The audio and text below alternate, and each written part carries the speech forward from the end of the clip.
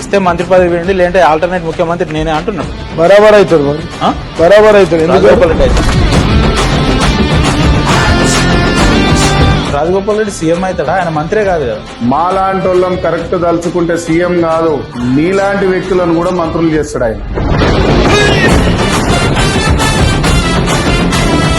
సొంత ఆస్తులన్నీ కూడా పార్టీకి పెడతాడు, సొంత ఆస్తులన్నీ కూడా ఎమ్మెల్యేలను గెలిపిస్తాడు, లక్షలను ఇస్తాడు.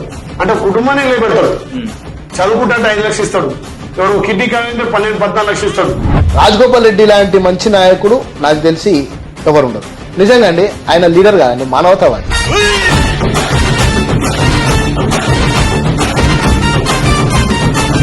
సేవా కార్యక్రమాలతో పాటు అనేక విధాలుగా ఆయన మంచి ఆలోచన విధానం ఉంటుంది. ఎందుకంటే మనం చూసినాం ఆయన అక్కడ లోకల్ వాళ్ళే వైన్స్ షాపులు వేసుకోవాలి, అవును, టైం పెట్టాలి, అయింది కూడా ఆ ఇంప్లిమెంట్. ఆలోచన రావడం ఆ వ్యక్తికి గొప్పది.